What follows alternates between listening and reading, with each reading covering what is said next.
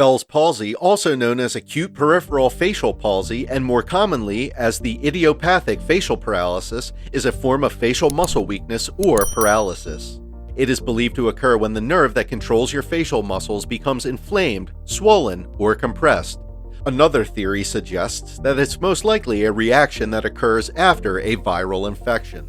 The thought is that the facial nerve reacts to the infection by swelling, which causes pressure in the bony canal, known as the Fallopian canal, that the facial nerve passes through to the side of the face. According to the National Institute of Neurological Disorders and Stroke, the inflammation of the facial nerve reduces blood flow and oxygen to the nerve cells. This damage to the cranial nerve and nerve cells will most likely cause paralysis of the facial muscles. This condition causes one side of your face to droop or become stiff. This means your smile becomes one-sided and your eye on the affected side resists closing. The more inflammation and compression the facial nerve is exposed to, the more severe the paralysis tends to be, and the longer it takes for the nerve to heal and regain function. The signs and symptoms of the Bell's palsy comes on swiftly and suddenly and would usually appear abruptly.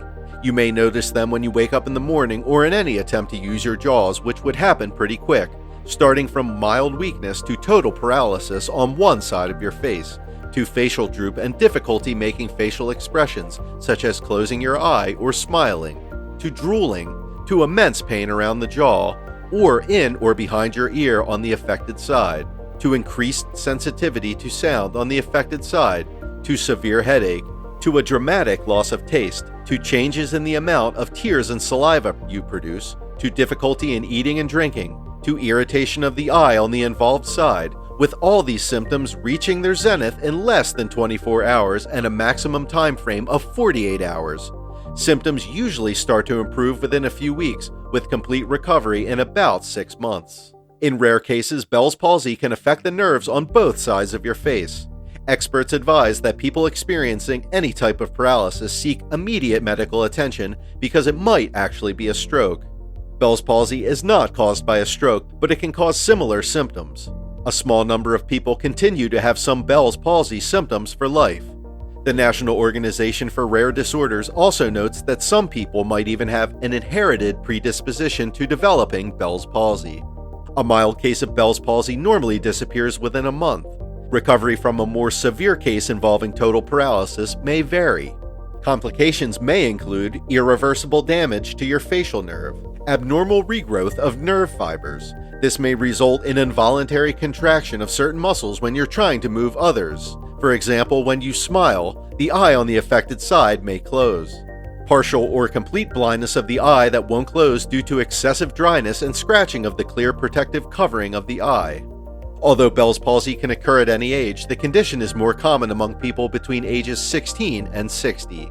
Bell's palsy is named after the Scottish anatomist Charles Bell, who was the first to describe the condition. Bell's palsy occurs when the seventh cranial nerve becomes swollen or compressed, resulting in facial weakness or paralysis.